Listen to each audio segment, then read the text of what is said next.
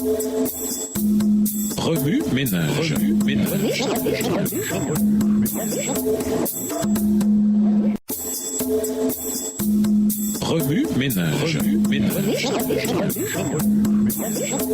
Bienvenue à votre émission Remue ménage. Voilà la leçon de mardi. Investiguer. Lisons Deutéronome 6, versets 4 à 6, Matthieu 13, versets 3 à 9, et les versets 18 à 23, Luc 15, versets 1 à 32, Somme 37, versets 30 et 31, 1 Jean 1, verset 9, Colossiens 3, les versets 4 à 10, et Ésaïe 51, verset 7. Deutéronome 6 et versets 4 à 6. Écoute Israël, l'Éternel notre Dieu est le seul Éternel. Tu aimeras l'Éternel ton Dieu de tout ton cœur, de toute ton âme et de toute ta force. Et ces commandements que je te donne aujourd'hui seront dans ton cœur. Matthieu 13, les versets 3 à 9 et les versets 18 à 23. Il leur parla en parabole sur beaucoup de choses et il dit: Un semeur sortit pour semer. Comme il semait, une partie de la semence tomba le long du chemin. Les oiseaux vinrent et la mangèrent. Une autre partie tomba dans les endroits pierreux où elle n'avait pas beaucoup de terre. Elle leva aussitôt parce qu'elle ne trouva pas un sol profond. Mais quand le soleil parut, elle fut brûlée et sécha, faute de racines. Une autre partie tomba parmi les épines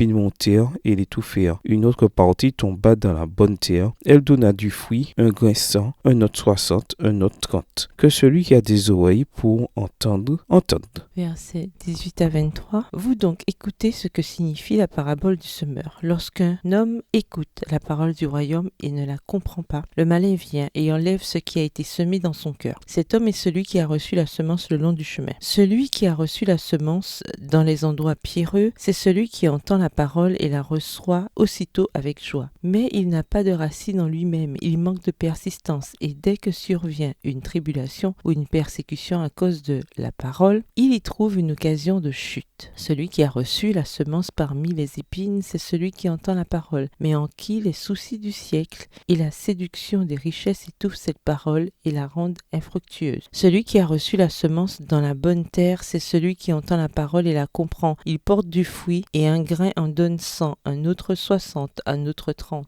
Luc 15, versets 1 à 32. Tous les publicains et les gens de mauvaise vie s'approchaient de Jésus pour l'entendre. Et les pharisiens et les scribes murmuraient, disant: Cet homme accueille des gens de mauvaise vie et mange avec eux. Mais il leur dit cette parabole: Quel homme d'entre vous, s'il a 100 brebis et qu'il en perde une, ne laisse les 99 autres dans le désert pour aller après celle qui est perdue jusqu'à ce qu'il la retrouve? Lorsqu'il l'a retrouvée, il la met avec joie sur ses épaules. Et, de retour à la maison, il appelle ses amis et ses voisins et leur dit: Réjouissez-vous avec moi, car j'ai retrouvé ma brebis qui était perdue. Verset 7. De même, je vous le dis, il y aura plus de joie dans le ciel pour un seul pécheur qui se repent que pour 99 justes qui n'ont pas besoin de repentance. Ou quelle femme, si elle a 10 drachmes et qu'elle en perde une, n'allume une lampe, ne balaie la maison et ne cherche avec soin jusqu'à ce qu'elle la retrouve. Lorsqu'elle l'a retrouvée, elle appelle ses amis et ses voisines et dit: Réjouissez-vous avec moi car j'ai retrouvé la drachme que j'avais perdue. De même, je vous le dis, il y a de la joie devant les anges de Dieu pour un seul pécheur qui se repent. Il dit encore: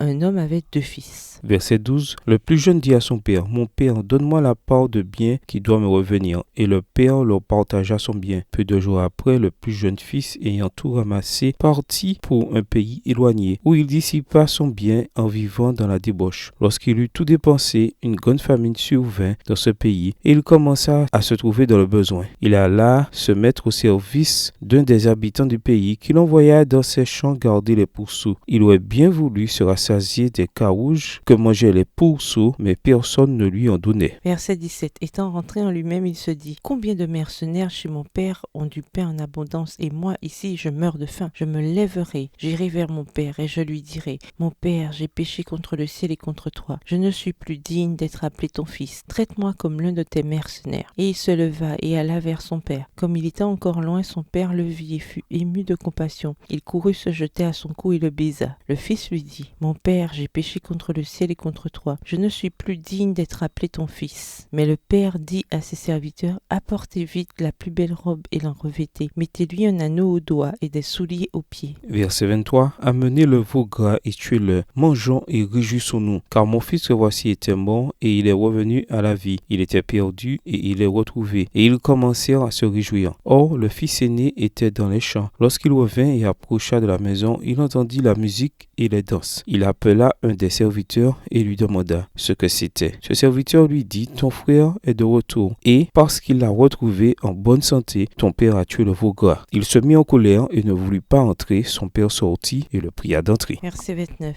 Mais il répondit à son père, voici, il y a tant d'années que je te sers, sans avoir jamais transgressé tes ordres, et jamais tu ne m'as donné un chevreau pour que je me réjouisse avec mes amis. Et quand ton fils est arrivé, celui qui a mangé ton bien avec des prostituées, c'est pour lui que tu as tué le veau gras? Mon enfant, lui dit le père, tu es toujours avec moi, et tout ce que j'ai est à toi. Mais il fallait bien s'égayer et se réjouir, parce que ton frère, que voici, était mort, qu'il est revenu à la vie, parce qu'il était perdu et qu'il est retrouvé. Somme 37 et versets 30 et 31. La bouche du juste annonce la sagesse et sa langue proclame la justice. La loi de son Dieu est dans son cœur. Ses pas ne chancellent point. 1 Jean 1, le verset 9. Si nous confessons nos péchés, il est fidèle et juste pour nous les pardonner, pour nous purifier de toute iniquité. Colossiens 3, les versets 4 à 10. Quand Christ, votre vie, paraîtra, alors vous paraîtrez aussi avec lui dans la gloire. Faites donc mourir les membres qui sont sur la terre, l'impudicité, l'impureté, les passions, les mauvais désirs et la cupidité qui est une idolâtrie. C'est à cause de ces choses que la colère de Dieu vient sur les fils de la rébellion, parmi lesquels vous marchiez autrefois lorsque vous viviez dans ces péchés. Mais maintenant, renoncez à toutes ces choses, à la colère, à l'animosité, à la méchanceté, à la calomnie, aux paroles déshonnêtes qui pourraient sortir de votre bouche. Ne mentez pas les uns aux autres, vous étant dépouillés du vieil homme et de ses œuvres, ayant revêtu l'homme nouveau qui se renouvelle dans la connaissance selon l'image de celui qui l'a créé. Ésaïe 51, le verset 7. Écoutez-moi, vous qui connaissez la justice, peuple qui a ma loi dans ton cœur. Ne craignez pas l'opprobre des hommes et ne tremblez pas devant leurs outrages. Oui, Minège, quelle relation ces versets ont-ils avec le passage principal? Quels autres versets aux promesses vous viennent à l'esprit en rapport avec 2 Corinthiens 2, les versets 14 à 2 Corinthiens 4, le verset 6? Révisez votre verset mémorisé tiré de 2 Corinthiens 2, verset 14 à 2 Corinthiens 4, verset 6. Au revoir. Et à demain si Dieu veut.